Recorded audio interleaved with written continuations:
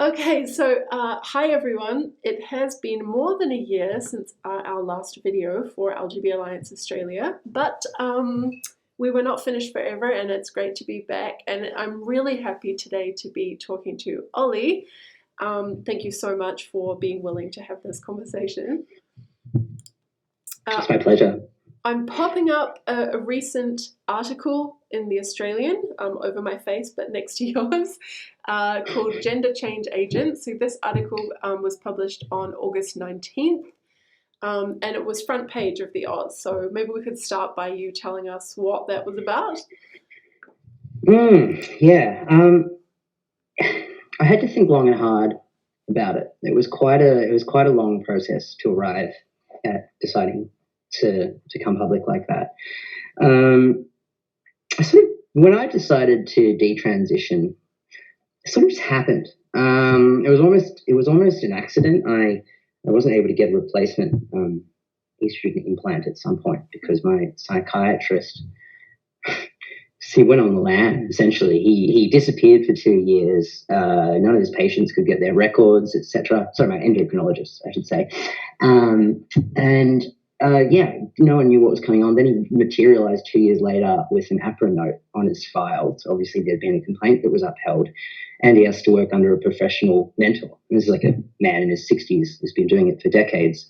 But anyway, that was why that was the proximate cause for me going off estrogen. I had this implant that lasted a very long time. It was bottoming off. Supposed to go to Sydney to see my endocrinologist, but he disappeared. So that's where I was. But that kind of coincided with the whole process of moving away from my trans identity anyway. It was a strange coincidence. And then I had the idea to read Kathleen Stock's book, Material Girls. And I was familiar with Stock. I'd known her about her for years. I used to think she was, I just heard other people say she was terrible, so I assumed she was a terrible, hateful person. And I picked it up expecting to read something that I would strongly disagree with, but I thought I'd learn something out from it, which is a good thing to do. Yeah. And then to my utter shock, I could hardly find a thing to disagree with in the entire book. And it was so far from being transphobic or anti-trans that it wasn't even funny. It's certainly, it's critical of lots of aspects of transgender ideology or some of what the trans movement does. But the idea that book was somehow about attacking trans people or bigotry toward them was just remarkable to me, because what it did for me is it took this incredibly incoherent worldview that I built up over a very long period of time that was like a synthesis of Marxist ideas, but also this sort of highly, at the same time as saying I was a materialist and a Marxist, I'd also started to believe that you just have this inner self, like that whole idea that there's this innate property that you have that is gendered. I really believed that, but I also thought I was a rationalist and scientific, and I'm not an atheist, but I'm also not superstitious. So I read that book, and it gave me this clarity about all these muddled ideas I'd had that I was trying to grapple with.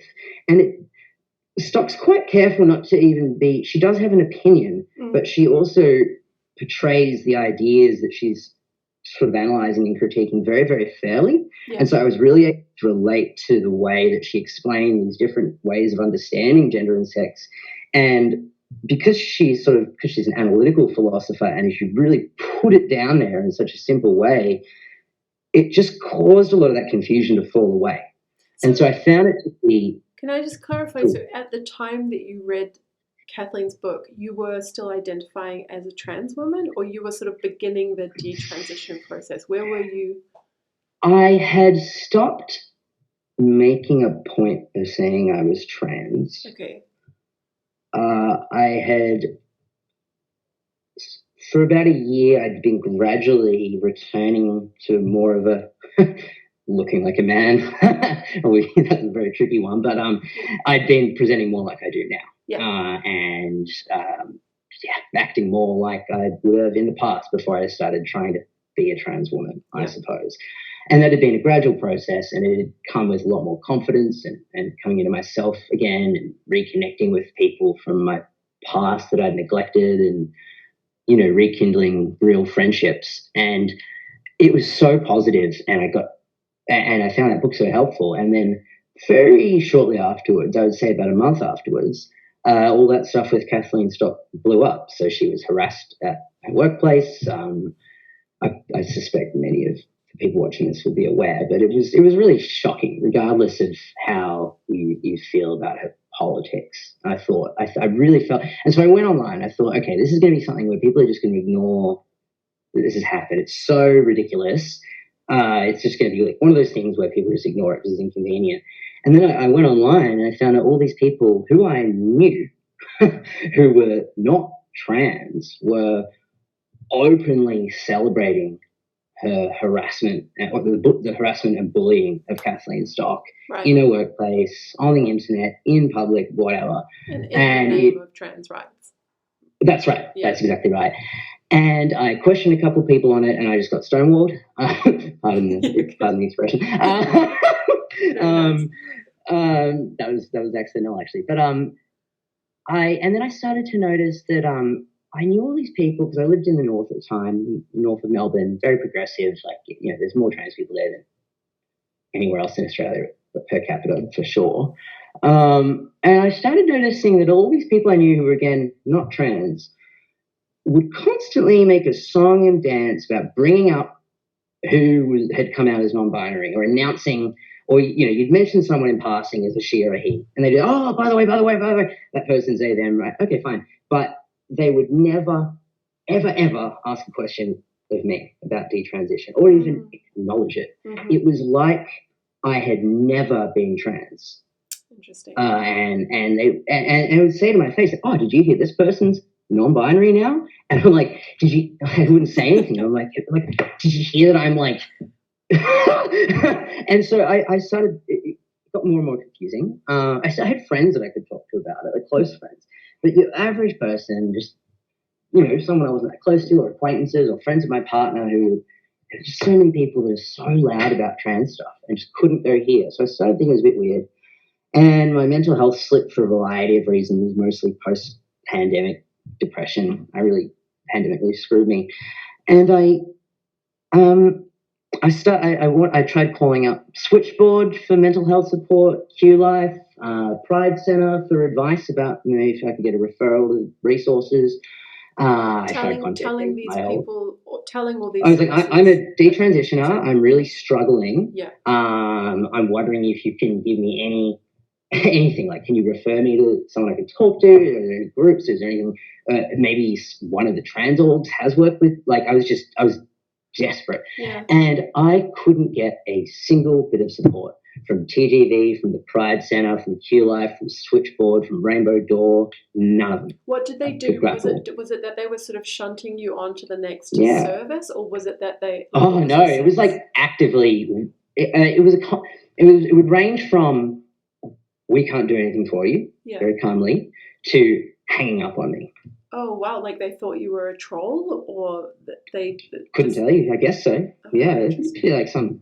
Yeah, maybe. I don't know. I would be a little emotional, but I wouldn't be abusive, so I don't think I... Well, they were just threatened and confused.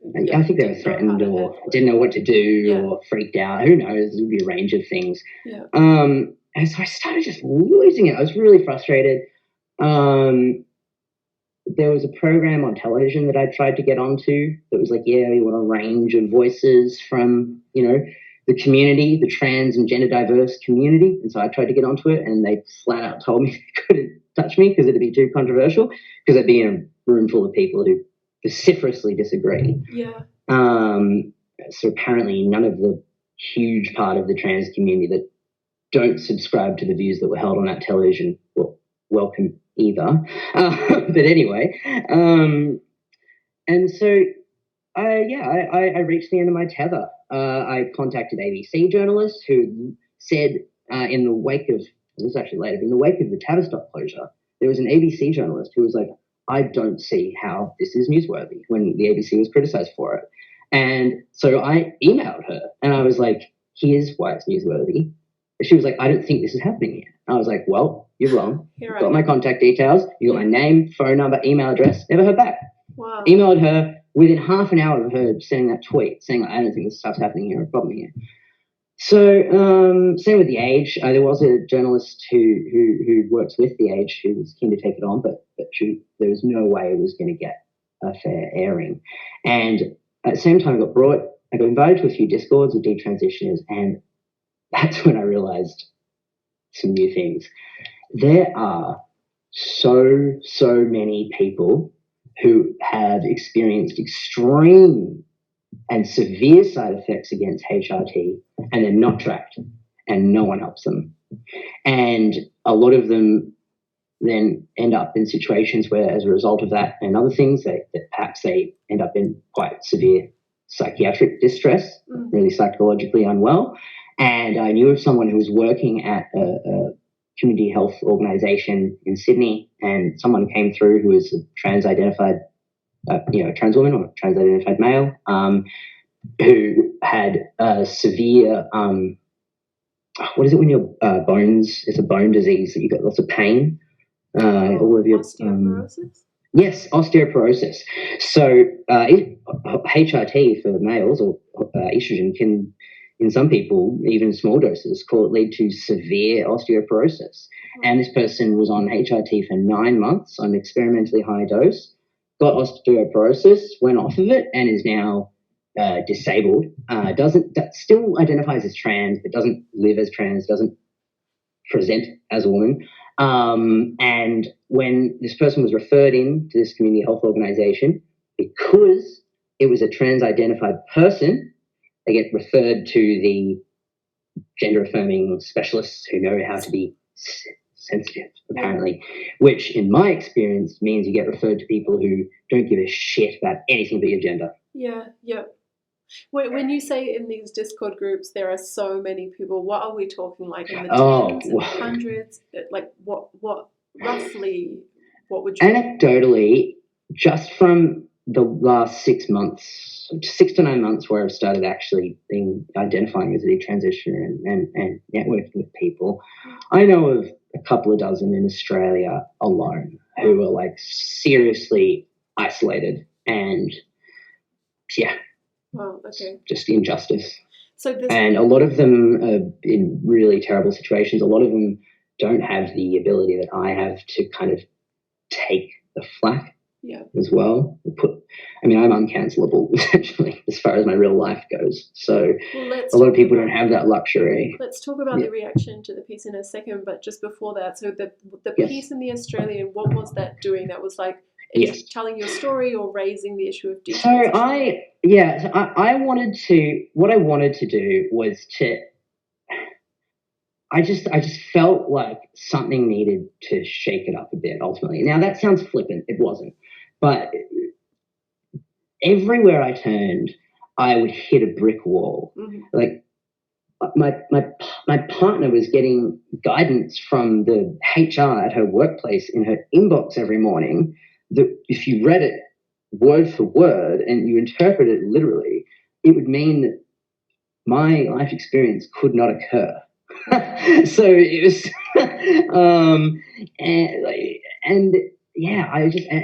I'd be, friends of mine would share things on Trans Awareness Day or Visibility Day or whatever made up dates we've got now, which I never even knew about or paid attention to as a trans person because I think it's cringe. So it's a bit annoying now that I'm a detransitioner if I say it's cringe. People are like, I was like, no, I just think it's really lame for everyone to, I shouldn't use that word, for everyone to get together in a room and pretend to be sad about the deaths of Brazilian trans-identified sex workers in favelas. Yeah, but they don't know that, right? Because they all imagine there's of course, they don't realise that they're talking about homeless people in favelas. I felt like nothing I'm doing is getting through.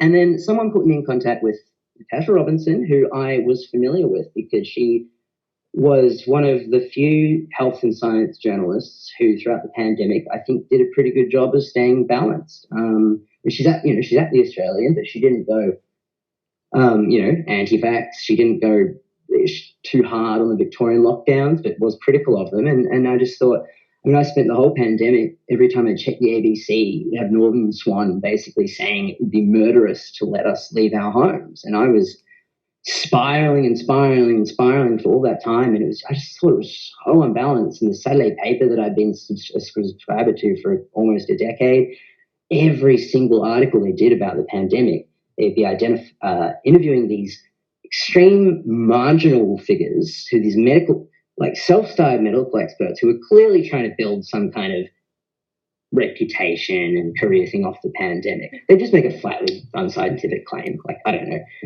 exaggerate the risk to children or something like that. And so I kind of already had that planted. And then, and that's what made me, I had something click there, because I was like, hang on a second. Every time someone interviews an expert about this trans stuff, well, not every time, but often, there's someone who, works at the Children's Hospital or for a gender clinic, or on the AusPath board. That's the organisation, the Australian equivalent of the World Professional Association for Trans Healthcare. There was an interesting parallel there between the sort of what I perceived as the unbalanced reporting on COVID and the unbalanced portrayal of trans question, particularly in progressive media. And so I felt like, okay, I can trust this person. And I was right. I got to fully vet the text of that article. I had the ability to make sure that there was no, culture war red flags. Yep. I could make sure that it wasn't turned into an too much of an anti-left thing or an anti-feminist thing or an anti-gay thing or whatever, right? And I've seen people in the US who are detransitioners do quite the opposite, unfortunately, like, start wearing Donald Trump hats and become, men going their own way. And I had people telling me I had an opportunity, urging me, basically. And I took it. And, yeah, I didn't attack trans people that I know of. I didn't advocate for, arbitrarily and abruptly cutting off what we call trans healthcare or anything. So I just spoke my story and told the truth. Great. I'm going to post a link, hopefully, to the non-paywalled version, which some kind turf will have collected in the video description. Yeah. I think I might have permission to repost that on my blog as well. Oh, so great. I might just be able to. We can do that then, yeah. So, because I think it would be great if people would read that. For sure. So let's go. So that was a very long answer. I'll try and. That's fine. Let's go to the reaction though. So, what was the response like, especially from the trans community? Did you receive pushback? And did you get any kind of constructive feedback? And if so, what were tell us if there was anything where you thought that was actually kind of an interesting or fair criticism, or did you just kind of mobbed? What happened? I definitely keen to go into that, but I do want to just preface, just to be clear, that there certainly was a lot of pushback, but which I'll focus on probably. But I just want to be clear that I have also had a huge amount of support. Great. And I certainly focus on the pushback, and I think the pushback is what people see the most, and so it's significant, and that's what's political. Yeah. But I don't want to not acknowledge that there's a lot of people, including tacitly some trans people, who've reached out very warmly to support it. That's great. That's really good. The reaction was instant and explosive. Former friends of mine, former friends of mine who were trans, or who weren't actually trans when I knew them, but had seemingly gone on hormones since, said that what I did was so upsetting that they deactivated all their social media temporarily. They were like, I can't handle it. They can't handle watching it play out. They can't handle. I guess so. They weren't clear. They were just like, just can't handle the feels right now. And I had planned to mostly keep the weekend off social media, which I did, but I was checking it a bit, and every time I'd open Twitter, it'd just be hundreds and hundreds of mentions, and it was almost all toxic. I almost immediately had huge numbers of people unfollow me, partly I think because someone sent out a mass Twitter message to all of my followers that had open DMs saying that I work for a transphobic hate organization and I'm a dangerous person. Wow. And lots of straight men who had followed me when I was a trans woman unfollowed me then, funnily enough, who I'd been sort of mutuals, to use the Twitter term, with for a long time. Not friends, but people I would interact with, be friendly with, funny with, engage with, that just don't unfollow and remove me. Not that life's not about Twitter, but it's interesting. And yeah, the bulk of it was really just people being very aggressive and nasty. Like, I think the one thing people jumped on a little bit that they didn't like was there was the word woke in there. But it's interesting, if you actually read it carefully, you would note that it's actually my partner Genevieve, who was also in the article, that used that word. It was a quote from her. But apparently the distinction between things that she says and opinions she has and things that I say doesn't exist. Nonetheless, what's the problem with the word that it sort of signals some anti-left? I think some people, and I think maybe this is one thing I'm not sure whether I do it differently, but it's interesting to reflect on. I think some people around the middle were put off by it because they felt like that cemented it as a sort of culture war piece. Okay. But I would just say to that, I think that's ridiculously narrow. Well, they're looking for an excuse, right? And that gives them and I'm sorry, but wokeness is a thing. Give me another word and I'll use it. It is a dumb word. It sounds silly. It's ridiculous. But how else do you describe the clear phenomenon that has played out since 2012 or so in our culture, particularly on the internet? You need a word for that. Yeah. And certainly in the north in Melbourne, you can barely walk a mile without having it in your face. I'm quite impatient of these kind of criticisms. People do this with gender critical feminism. They're like, it's not really an accurate name. It's like, what's the point of saying that? It's its name now. We've just got this thing and that's its name. So let's just get on with talking about it rather than quibbling. Oh, should it be called wokeness? Okay, maybe not, but that's what it is now. So it's a hard one because I want to agree with you, and then I can think of examples where I'm on the opposite side, and I'll be like, "No, language matters." So, But again, give me another word, I'll use it. Yeah. In the meantime, that's what it is for now.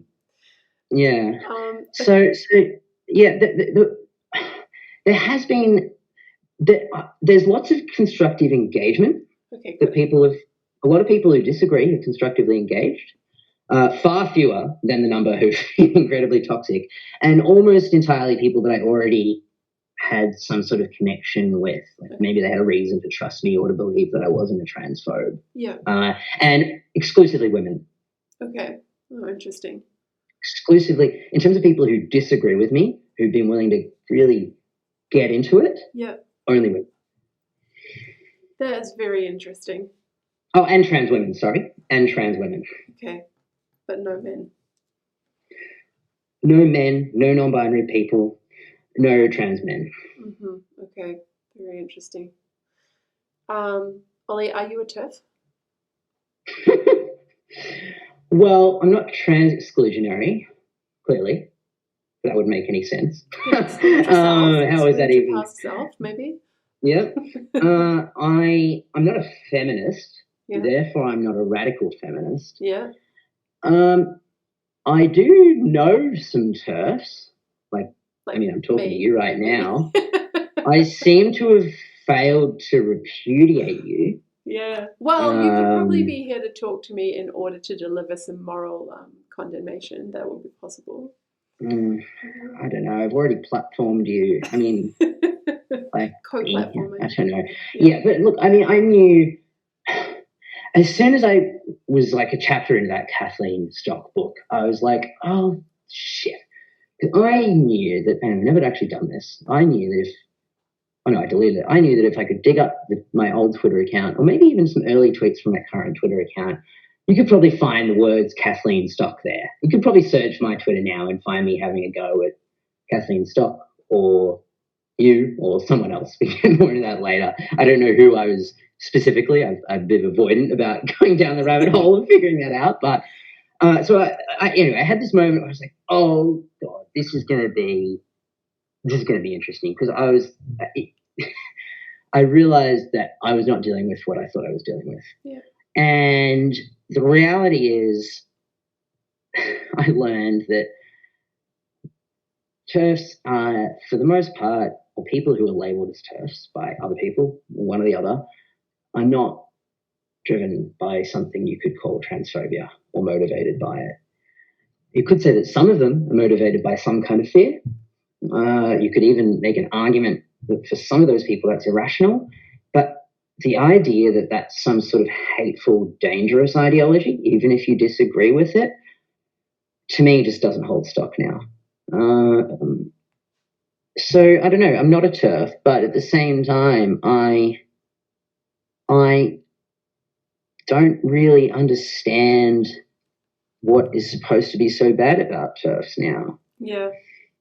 Do you think, I mean, sorry, this is just like a curiosity. Now that I actually understand what they think. Yeah, so that was going to be my question, right? So do you think that a lot of the trans people who are vitriolic toward TERFs, and actually the trans allies who think they're sort of acting on behalf, do you think that all is just like they have a very caricatured misrepresentation of what the kind of beliefs actually are? Or do you think some people have an accurate sense of the disagreement and still think it's unacceptable? I think there's every possible variation. Okay. Every possible variation. However, I think I would broadly generalize and say that most trans people, like most people on the left who would also think TERFs are bad, yeah. They think that TERFs are doing it to be mean. They really do. Mm-hmm. Because if you truly believe that there is an innate gender identity, and that to do anything other than to affirm it and bring it out would be not only harmful, but some would argue genocidal, then, and not only that, but if you're trans and like me, you think you've actually found the answer, like for your life. Yeah. Like I really thought, and I didn't just tell myself, like that was, we can go into that more, but like I got that from the world. Yeah. The world told me that. Yeah. And so I took that on and I was like, thank God I have the answer.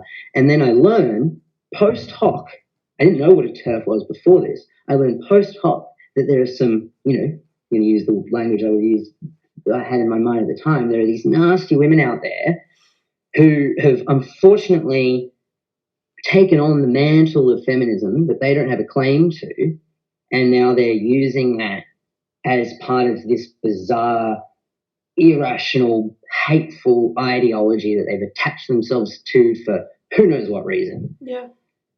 And why would they do that? Like, for God's sake, like I knew that, at least for me, at least on the surface level, there was nothing about what I was doing that was not sincere, that was, underhanded, that had I certainly, at least for me, I'd never had any problems meeting women. Yeah. So I didn't need it as a thing for that. Yeah. Although interestingly, I had always been very attracted to lesbians. So there could be something there. But yeah, so it just didn't make sense to me. And so it just seemed logically obvious. Well, yeah, it must be because they're just nasty, they're bigoted. And yeah, there's plenty of people who only have their views out of some weird, irrational resentment or ideological hatred or whatever, right? Like there's all sorts of crazy ideologies that people have and really hateful opinions people have. So I just thought it was another example of that, of which there are many. Yeah. But there's something sort of hopeful in that, right? Which maybe we come back to later on. But like in terms of resolving some of the toxicity, if a lot of it's based on misunderstanding, there's some hope for cooling things down. Yeah. Yeah. And then I think that there is a smaller group who are a minority, but a dominant, at least in terms of visibility and volume on social media and even in the mainstream media, unfortunately now, who are unwell enough that they cannot take anything at face value in these debates and will never concede. Yeah, I think that's true. Unless they, go through a process themselves of, Yeah. Let's talk a bit about your sort of the period where you were identifying as a woman or sort of convinced that you, like, I really like the way you just put it. You thought you'd found the answer to your life, I think is what you said, which is really helpful. So can you say a bit about what being a woman meant to you at the time? And in particular, I'm curious because I did an interview with a transsexual woman a couple of years ago for a feminism course, and she talked a lot about not identifying with being a man rather than identifying strongly with being a woman. So I guess I'd love to hear a bit more about what your reasoning was about that at the time, or how you thought of what it meant to be a woman. That's a really great framing, because that's really the kernel of it for me. It all comes from a complex around an inability to identify, or not even identify, because I don't even identify as a man, to accept that I'm a man and to integrate it. And the implications of that and the meaning of that. And most importantly, and this is the biggest thing of all, and it goes so much broader than even the trans thing, what I was thinking about so much is I was thinking about how other people perceived me and what I could do about that, and how I needed to get on top of that, because I can't handle that I thought that because I was a man, people couldn't see me. Yep. Because I never fit in. There's a whole range of reasons for that. I was always on the outside. I'm queer. That's the word I used to use. Always was. Always politically radical. Yeah. I really very easily internalized this idea that there was something dangerous about me by being a man. And unfortunately, a little bit of that came from not contact with feminist literature, but from contact with people who had started learning a bit about feminism at an undergraduate level when I was when I was like 19. And I kind of absorbed a really bastardized critique of the patriarchy, and which was very individualistic and quite, for me, it sort of confirmed my self-hatred. It gave me another reason that I didn't think I hated myself, but I did. And it was yet another thing that made me a piece of shit. Yeah.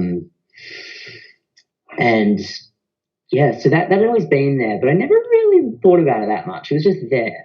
And then when I was a young adult, started going out a lot, I just started randomly getting mistaken for a woman all the time.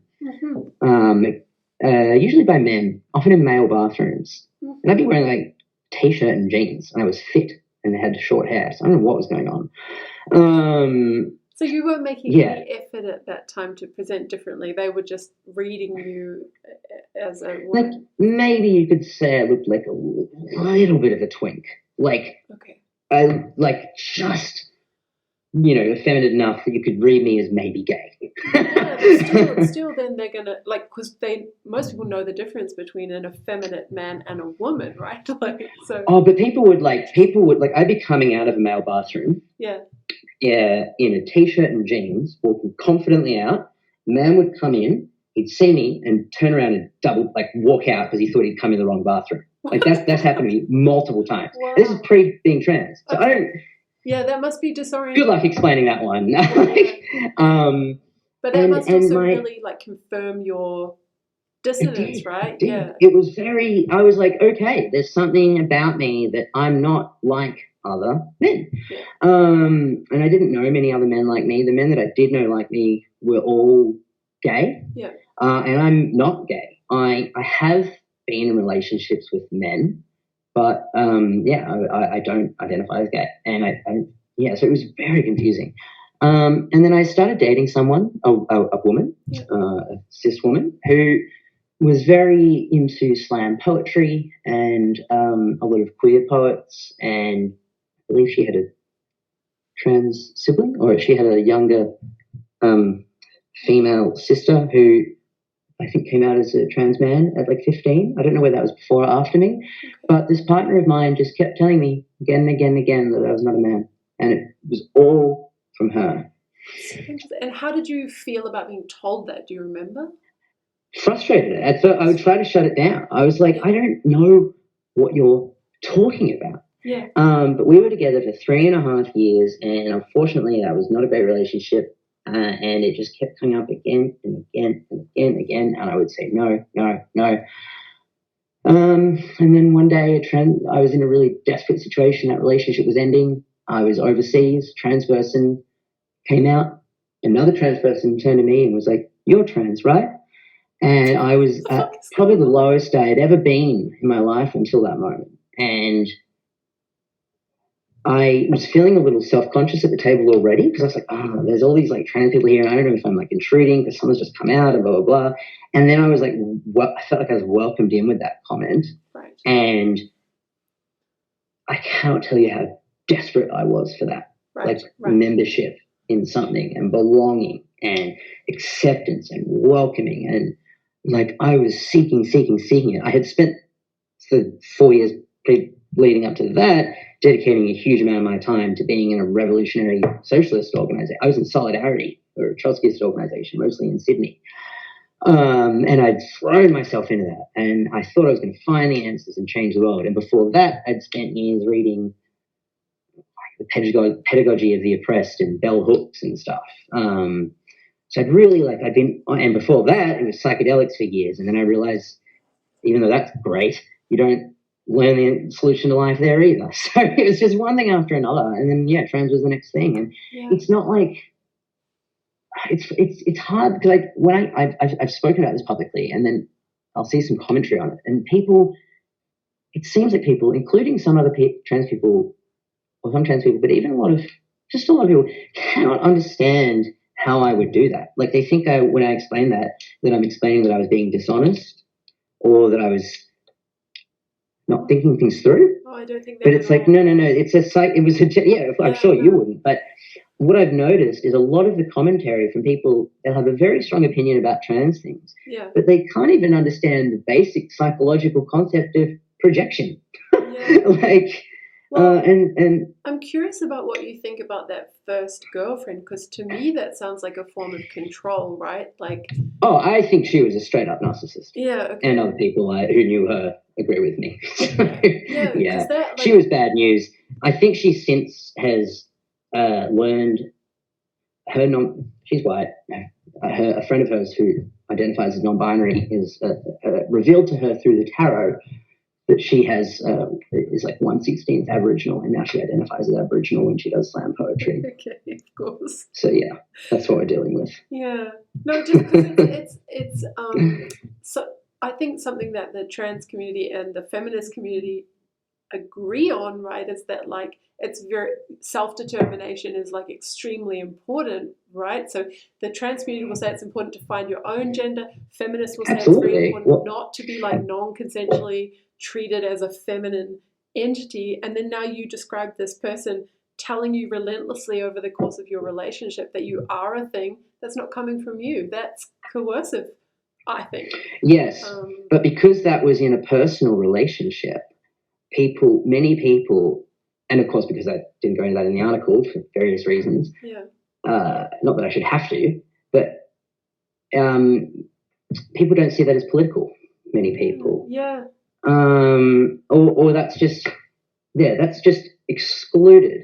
which is so strange when this whole issue is about, it's a political, well, at least what trans activist side would say. They'd say this is a political debate about whether we have the right to do what we want in our private lives. So this is already a debate where or at least according to what some people say, where the terms of the debate are like, there's a political argument about what people do with themselves, right? Trans people. That is what is being argued, whatever your position is. And so, and so how surely if someone is in your private life manipulating you and pushing you into doing that, and then you get pushed into the medical system, and everyone in the medical system, and now in Victoria this year, and as of last year, the law says anyone who comes forward saying, I think I'm trans, must be affirmed in that belief. Yeah, but you're also,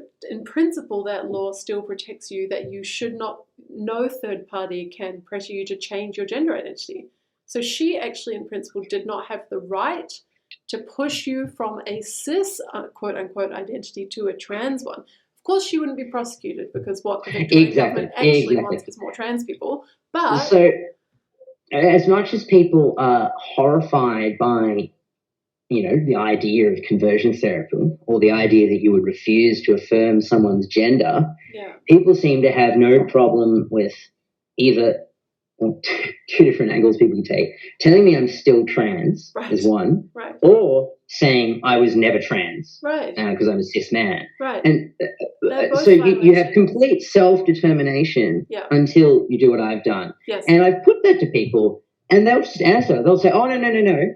I have respect for people doing whatever they want until they try to take that away from other people. Now, number one, I'm not trying to do that. Number two, wait, what? Where'd that come from?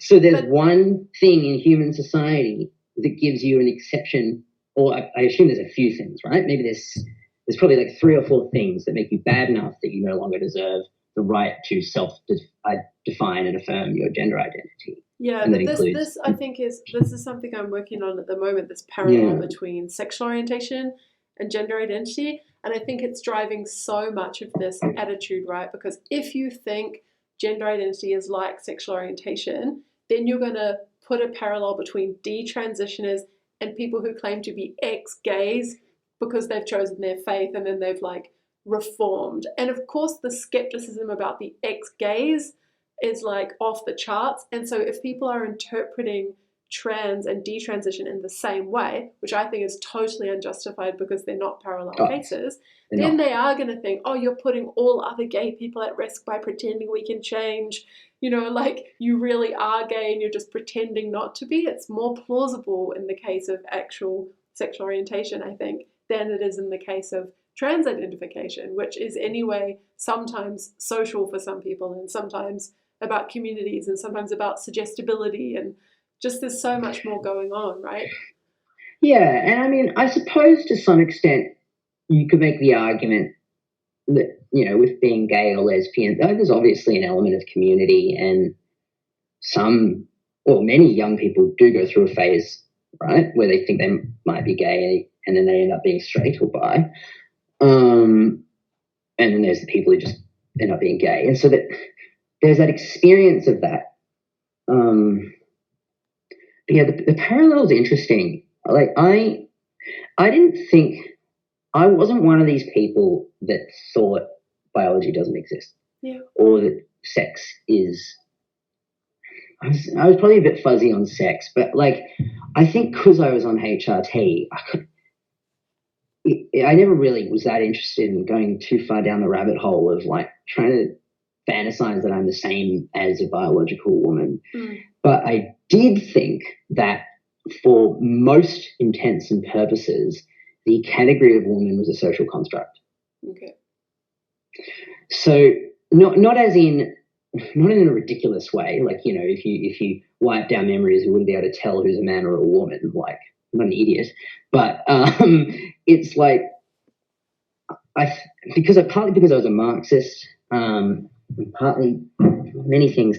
I had this view, and I think a lot of people on the modern left have this view, that, okay, there's the physical reality, and it's all objective, and it does exist. But what we actually are and how we actually live is so completely mediated by our social psychology and by language, which is so, it's like, who even knows what we're talking about half the time? Like, it's very hard to, and so everything's so fuzzy. And obviously, the way our society is organized is very culturally subjective and can change over time. And the family unit is culturally subjective and can change over time, as can the role of women and men in the family unit, right? So if all that is true, that seems to account for, or it seemed to account for, a huge part of what we consider these categories in reality.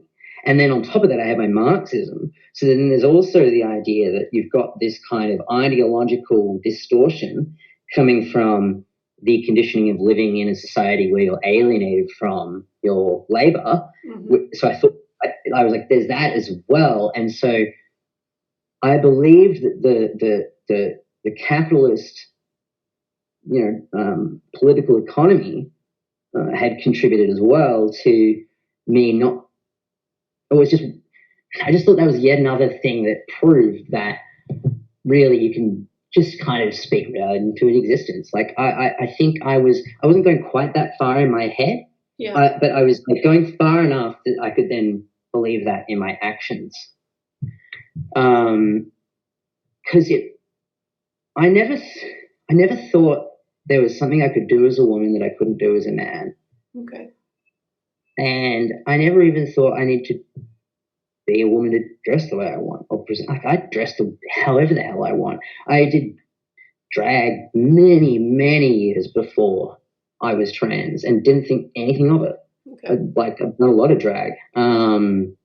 So I remember people being like, what's that about? I was like, and I remember explicitly way back then, it was so much cooler then. I remember being like, can't I just do it without you like thinking it like fucking defines me? So unfortunately I lost that for a while.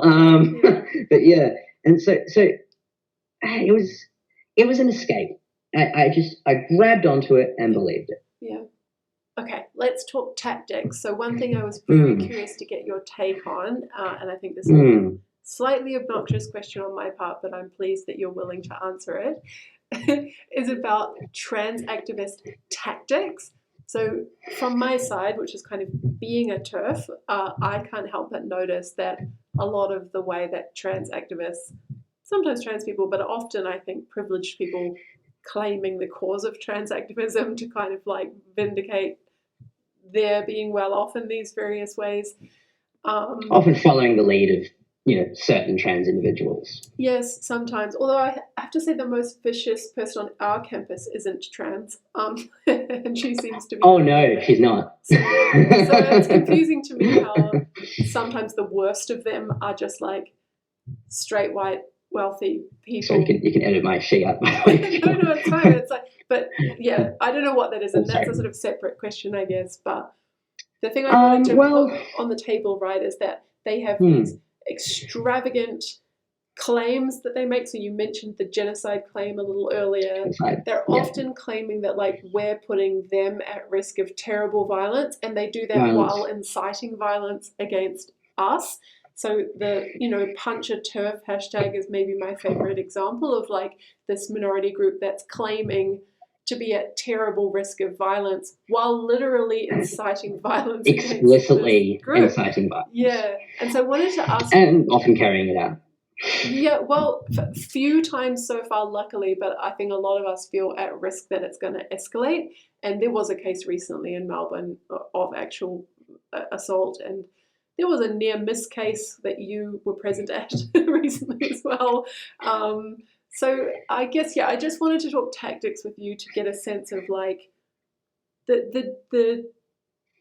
what perspective do you think gender critical feminists should have on people who detransition but have used those tactics? Or do you think detransition involves like a repudiation of those tactics? So it's not very clear, but that's something like what I'm trying to figure out. Yeah, look, it's a great question. And I think it has to be addressed, because the hyperbole and the name calling and the deplatforming is like so extreme. And I don't like, often the refrain, I think it's actually even worse than a lot of people think, is what I'm trying to say. Like, often we'll get the argument like, no, it's really just, just social media, or, it's just some loud young people. And I'm sorry, but it's not. Like, when I came out, my partner got a message from a former colleague from her old work that she worked with for 3.5 years, had been close to and supported and helped, saying, I think you're unsafe and I'm going to block you or whatever. Just for that. For having and a partner, and he wasn't trans, by the way. For having a partner who's a detransitioner, your girlfriend and speaking out a lot as well, I suppose. Yeah, saying what she thought. Unsafe. The friend is unsafe because of you through your girlfriend. Okay. What the fuck? And I believe all she did in the article was to affirm what she saw of my experience. And critique and make a little comment about being sick of wokeness. Man, okay. So it's, and this, like, okay, like, sure, you could say, well, that's in Melbourne, but it's like, it's where I live. Like, I am surrounded by it. Like, I go to things and people are like, oh, it's that person. Like, people know who I am now. Yeah. And I can live with it. It's fine. Like, I'm not trying to claim to be a victim, but it is dominating the culture, at least here in Melbourne. You mean like you're experiencing some of this? Sorry, the hyperbole and the shutting down of space for women. Yeah. And the characterization of any nuanced view as transphobic. It's like, it's everywhere. Yeah. Corporate world, community sector, government, you name it. But anyway, so I just wanted to make that clear. I think it's a huge problem. And I feel very conflicted about the role I played in it, I suppose. I did sort of participate in this kind of hysterical crap. I would do Facebook posts, tweets saying like, oh, anyone heard, the latest horrible thing Graham Linehan said, or the latest, this is before J.K. Rowling, I guess, it's like 2016, but I'm sure there was Jermaine Greer. It would have been Jermaine Greer. Would have said something now and then that I would have gotten upset by or something. But the dirty truth is I was seeking it out. Yeah, okay. Compulsively. Do you have a sense of, is it like community building because you can share a sense of victimization, or is it like what? Do you understand or not really why? It was self-harm. It was compulsive self-harm. Okay. Like, the whole thing I was doing was self-hating almost. Like, it was this, I was doing anything other than the one thing I needed to do, which is face up to what was, face my truth and face up to my trauma and understand my feelings and myself and really work on the parts of myself that needed to be improved. I wasn't doing that. I was focusing on this. And so that created this, it meant that I was just a mess. And so my behavior, and so I was full of self-doubt. Yeah. I constantly was, as soon as I decided I was trans, there was this sort of brief honeymoon period of, it was great, but it was very quickly about proving to myself that I was trans enough and that it was legitimate and I wasn't fake. Right. And I constantly made that worse for myself by I would just, I'd just be laying in bed and just without even thinking, I'd just get my laptop out and go read Graham Linehan's Twitter and get really upset about it and then post about it on Facebook.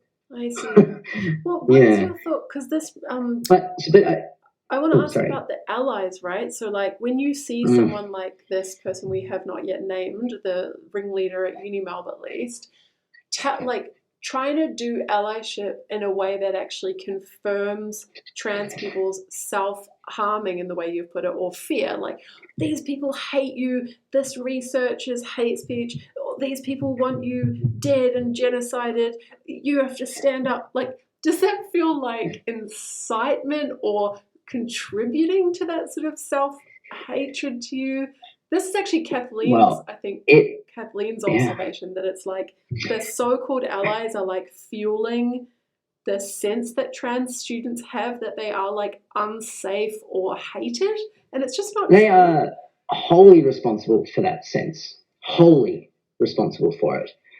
Where did I get the idea that I was in danger as a trans person? Was I ever assaulted? No. Was I ever harassed for it? No. Except in Perth, where I've been harassed just anyway for being gay, even though I'm not gay. So I've actually been harassed every time I've been to Perth, which is 3, and I was only trans once. So there you go. Wow.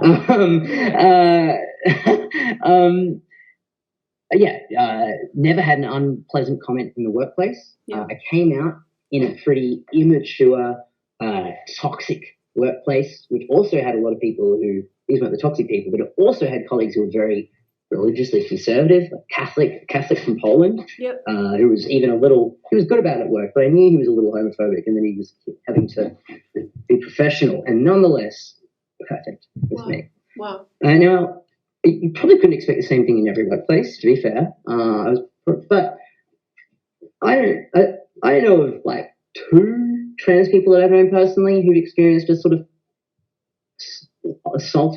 One of them was very high profile. I certainly know, I would say that a far higher proportion of the gay and lesbians that I know have experienced harassment or violence. Okay. And so I'm not saying it doesn't happen for trans people, and I don't actually know what the numbers are, and I don't want to just try and rule that out, because obviously it's plain that a transsexual, for example, is, some people are going to be more likely to do that. But I was convinced that I was in danger and living like that. Right. And that came from what other people told me entirely. And a lot of that was from what non-trans people said, because at the time, I didn't know any trans people. So, they might have been repeating things that they'd read that trans people had said on the internet. Yeah. But I'm so fascinated by this, because I don't understand whether these so-called allies, they themselves are kind of captured and believe it, so they're just doing what they think is good allyship, or whether there's at least for some of them, there's something else going on, like they get rewards out of being the savior, so it's a kind of white knight situation. Like, I find it confusing. I think I was listening to a video. Who was it? I can't remember. It was a philosopher who was saying the other day that, I'm not entirely convinced by this, but I think it could be an element that in modernity, like where we are now, we've reached a point. First of all, it feels like it's very little to achieve anything politically, whoever you are. Secondly, there's a general negativity about the future, whether it be because of climate change or whatever, politics. Thirdly, religion has collapsed. And the argument was that regardless of all that, people have a feeling like they need to be having an impact and fighting the good fight and fighting against the bad people. And it's very hard to identify the bad people now. And I think it's just irresistibly attractive with this, like it was with BLM for so many people, to just make it your thing. Because you found something where you can show to, and I don't even think for a lot of people it's about showing the outside world. I think for a lot of people it's about showing to themselves that they are good. Yeah, but still, it's one thing to passionately take up a cause as a way of having meaning and seeing yourself as good.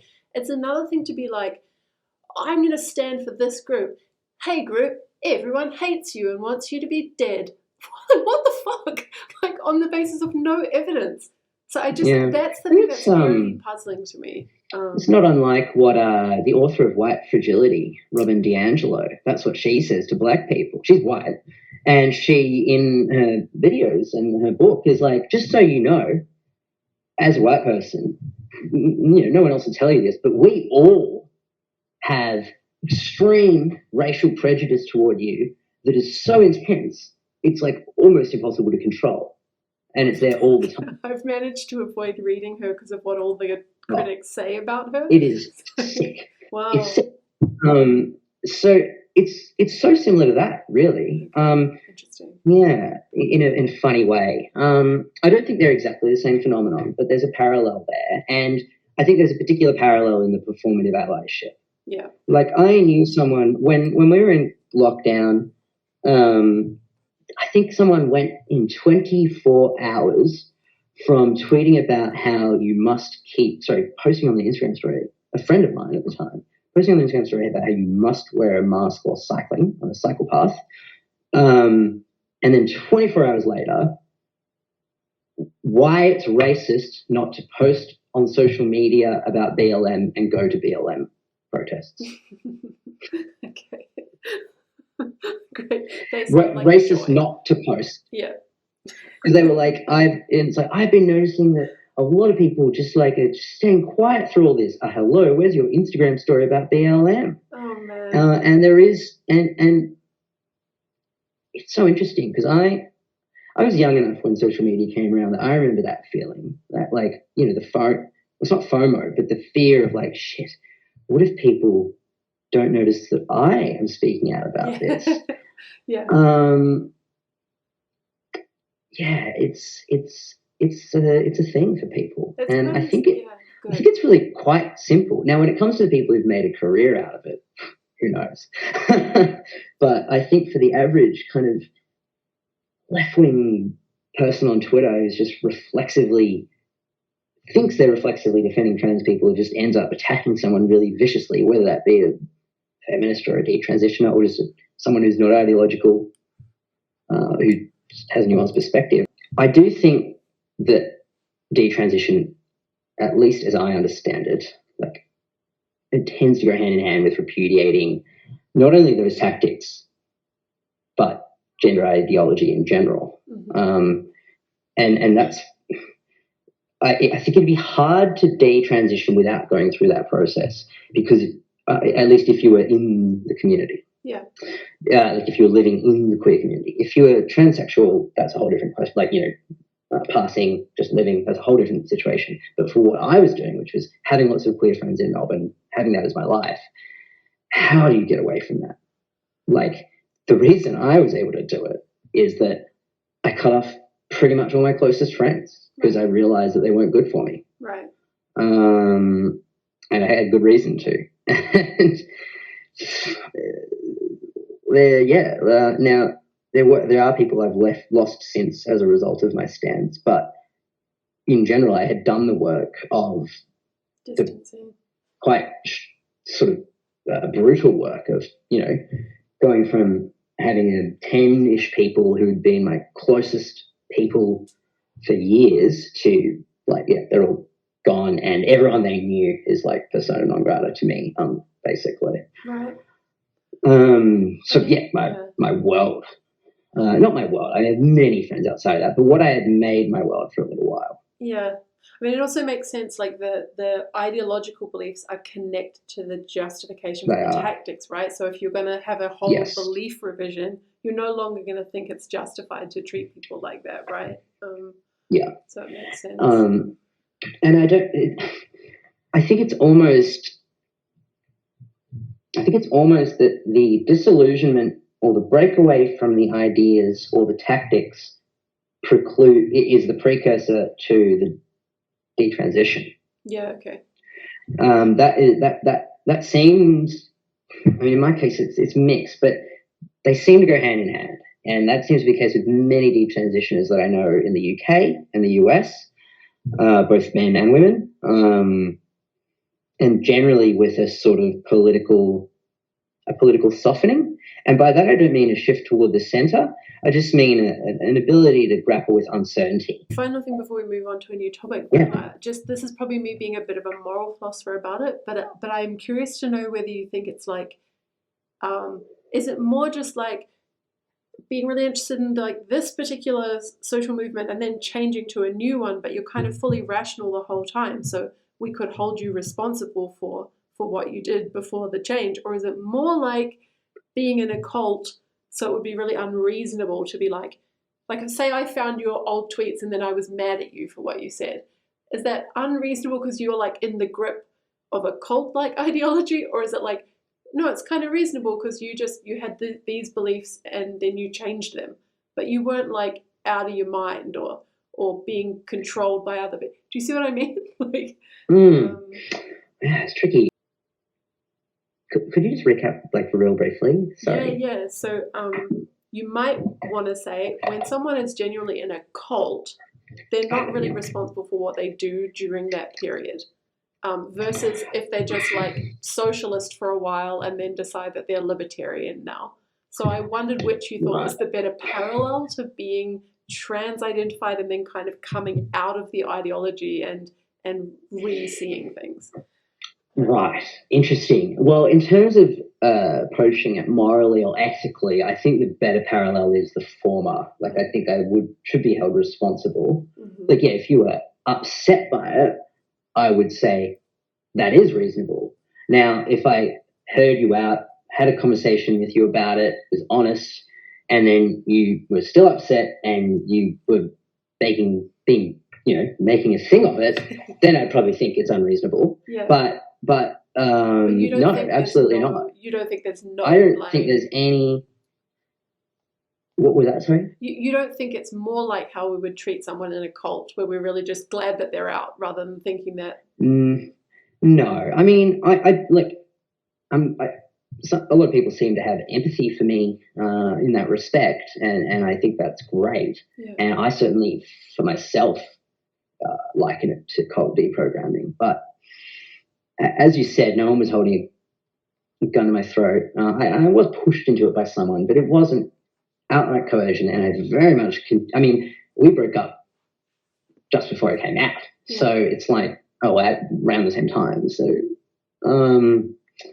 it certainly doesn't give you any excuse not to be accountable for anything you did. And it's something a partner often reminds me of, because I'll be being attacked by people and I'll sort of say to her, like, I just don't understand how these people can be so confident. And she'll remind me, just remember you were as well. Like, that's and young people are, like young people are. It's like you get that sort of nuance and complexity as you get older, right? Yeah. Well, that's what's scary about it, right? Okay, let me ask you a bit about detransition, and then maybe we should wrap up because we don't want to go for 5 hours. So let's just talk a little bit about detransition and medical approaches to trans-identifying children. So first question, the critics of detransitioners tend to say that they're just a tiny, tiny minority of all the trans people, and that we shouldn't use their negative experiences as a way of justifying not giving the necessary medical treatment to the real trans people. So what do you think about this criticism? Do you think they're right about the numbers? And maybe you could comment on which of these two groups you think is actually more vulnerable or more at risk. So is it the wrongly transed kids, the kids who think they're trans but actually would desist or would grow up to be gay? Or do you think it's the trans people who would then be denied transition when they would have needed it or wanted it? Wow, so much there. It's a lot. No, I mean, where to start? There's so many assumptions baked into that whole angle. So detransitioners are a minority of trans people, and our experience shouldn't be denied to provide people necessary medical care. Even just that, right? Yeah. To claim that detransitioners are a minority, or even especially to claim they're a tiny minority, that's a very common claim. Yeah. You would assume on that basis that there is some empirical data of vaguely reasonable quality about the numbers of trans people in Australia. Yeah. The rate of detransition, the rate of transition, the number of people on SRS, the number of children on puberty blockers. You would expect that there'd be some statistics, some science, something like anything in at least, even just overseas. But ideally in our jurisdiction, if you're going to claim we're a minority, okay, what are you referring to? I know we're a minority, at least at the moment. Who knows? But yes, we are a minority, a small one. But the idea that you could just assume we're 0.1%, it's like, sorry, literally no one has any idea. The only reason you think we're a minority is that that's your subjective experience of the media and people you meet who you think are trans. Yeah. We actually don't know. So it could be 0.1%, it could be 4%, it could be 10. I think any of those could be possible in Australia right now. No one's following up on people. There have been no long-term broad randomized studies of outcomes for people who get gender affirmative care. They haven't. There haven't been studies where people have, check back in with again and again consistently and across a cohort. There was an article on the Melbourne University website just a couple of weeks ago which cited a claim that I think 50% of trans people, something like that, some big number, have experienced discrimination in the workplace. I looked it up. It was an online survey that ran for 3 weeks in 2019 that you had to just find randomly, that was promoted on social media, and it was anonymous and anyone could answer it and you self-identified. That's the science. Yeah, good. And it was just based on what you said, what you answering it. So self-selecting in and then saying whatever you like and maybe being politically motivated how you answer it. Yeah. Who knows? Who even knows who answered it? Yeah. For all I know, it was a bunch of right-wing people. I doubt it was, but you literally don't know. Yeah. So it's nothing. And I know that not all of the data is of such poor quality, and there is evidence about the efficacy of HRT for people with persistent gender dysphoria, some of them, although I still question how clear the evidence is. And I worry that people constantly talking about that evidence, not only does it seem to be there, does it seem to be motivated to shut detransitioners up or minimize us, but it also is bad for a group that's probably larger than us, which is trans people or people who are identifying as trans, who are having side effects and health complications as a result of HRT and SRS, because the fact is doctors do not tell you about it. Yeah. There's so much of that. Good. And so, if you care about trans people, then maybe worry about that. Good.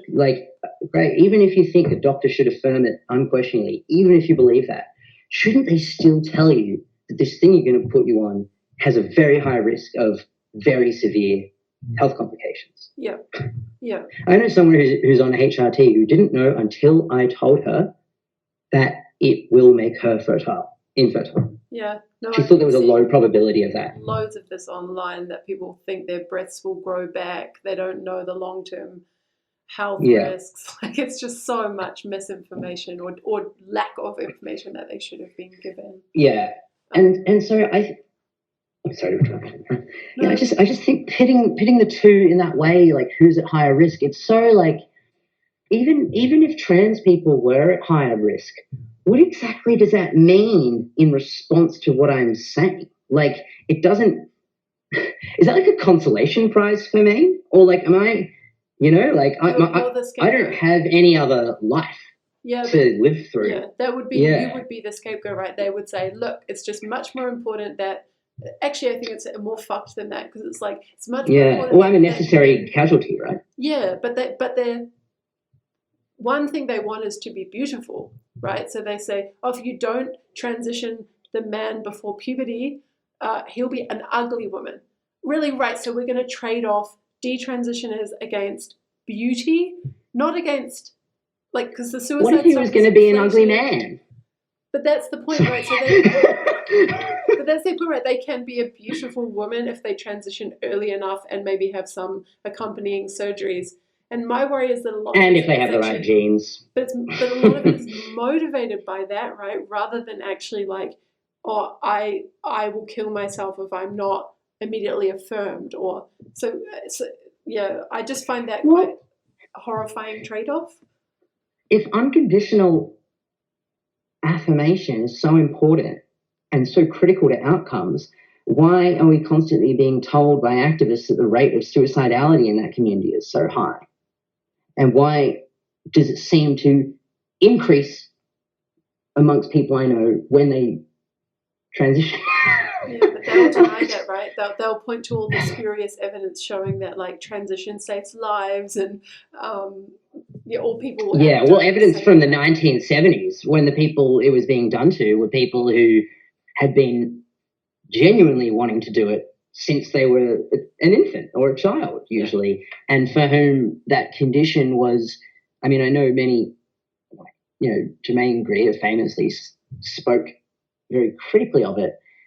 And I'm actually curious to see what she would think now, because there are lots of transsexuals who are kind of in the tent of wanting us to be able to have a conversation about this stuff and acknowledging reality and trade-offs, whilst still holding their line. Like, someone like Blair White, I mean, she's a conservative, but nonetheless, like, she presumably thinks she should have access to female bathrooms or something. Yeah. Nonetheless, there's lots of common ground there. I'd be fascinated to know whether, going back, Germaine Greer would see those transsexuals in the same light, or perhaps even back then she'd already seen that maybe there are different reasons someone could arrive at that point and come down that path, actually. Yeah. And so the transsexual woman that I'm close to, who has a DSD, who has had serious gender dysphoria, who's very happy with it, and is opposed to transitioning children, like, she's not the same thing. Yeah. I hate to say thing, but I just did it, so whatever, as a person who lives in Coburg, a woman who lives in Coburg who's decided she's non-binary because she doesn't really identify with the role of women. Yeah, I know. I think it's such a different thing, and I'm sort of surprised that people tolerate it all being under the same umbrella. I find it offensive. I know someone who I didn't even know they were going by they, them, and then they threw at me that I dead named them or misgendered them. Yeah. I was like, because that word has weight, right? That's reality for some people. In certain environments, whether it should or not, it has, within that context, within their worldview, it has weight for a reason. Like, they believe that trans people deserve that extraordinary support because they believe trans people are, like, extraordinarily unique and isolated in how they're oppressed. Yeah. But then suddenly that gets extended to someone who's just picked it up, but they get to use it with the same, as if it has the same weight, and as if the act of misgendering has the same. Yeah. Because I'm sorry, misgendering someone who's just decided they're non-binary is not the same as willfully misgendering a transsexual woman who's in front of you who is being perfectly reasonable. Oh, yeah, no, I completely agree. But I wonder if the trade-off is, I wonder if the reason the transsexuals are going along with it is just like, well, it's better to have the numbers, like, because then you're a bigger group and you have a more successful politics, and that's worth the trade-off with the annoying sort of pseudo trans. I think the other sad reality is a large number of the older generation of transsexuals have just bought into it completely, and I think it's partly just it's in their interest, and I don't think it's cynical. But if you came up and if you have gender dysphoria and you were a classic transsexual and you lived that, and I'm sure it would have been a struggle and you would have had to deal with all that, you would want to believe that this movement that's happening now is, this great sort of moment where we've finally broken through and everything's going to be on the table and trans people will be accepted and everyone will know about us and everything's, we're going to do it and we're doing it now. It's like, that is cool if only it were true. Yes. Yeah. No, I can see why people go along with it, even though I think if it was me, I'd be furious. Yes, and many of them are, but unfortunately, many of them probably just don't know. Yeah. Like, they just had their life. Yeah. And they don't know the people that are coming forward. Yeah, and then, that's true. It's not. And in their generation, they would never have seen this. Yeah. These people for whom it's not that. Yeah. So. Yeah, that might be right. Okay, let's Maybe. make this the last question, because then we'll sort of end around an hour and a half, which I think is reasonable. So let's go to this kind of, we touched on this earlier, right, about the toxicity of the current debate and whether there's any hope of reconciliation / reducing the tensions between trans activists and radfem / gender critical feminists, / just people like you who say you're not TERFs but have reasonable views. What's your hope or thoughts about the reconciliation possibilities, if there are any? There's, on both sides, there are some who will never be reconciled, in my opinion. Having said that, I'm not so pessimistic about the situation overall. In terms of, at least in terms of that, I think that there is more middle ground than people think. If only certain things could be conceded. From mostly from the trans activist side, I suppose, like the reality that there are men right now in Melbourne using the self-ID laws to prey on women. Like, it's a fact. I've seen it with my own two eyes. Now you could say, okay, that does sound bad, but there's probably only 5 of those people. Okay, sure, maybe not. I don't know. I've seen a few of them. We'll see. I don't think the majority of male-born people who are identifying as trans, but they're dangerous people. Yeah. Now, people say, "Oh, you're attacking trans people by implying that." It's like, no. There can be two things, you know? And I don't see how it helps trans people to pretend that I don't know someone who's a rapist, who identifies as a trans woman, who insists that everyone calls her a trans woman, who's over 6 feet tall, and who's very violent and loud. And who's constantly going around telling every queer young woman she meets that they might be non-binary if they think about it and try testosterone. Right. These people exist, and maybe they're a minority, but they punch above their weight in the damage they do. Yeah. Like, that's the problem with predators. And that's what I didn't get about the problem, the thing feminists were saying. Because they're always like, oh, you know, it's males who are more likely to be sexually violent. And I was like, okay, sure, but most men still don't do that. So you've got this proportion. Yeah. And then in my head, the trans community is so small. Yeah. So then you've got that with that.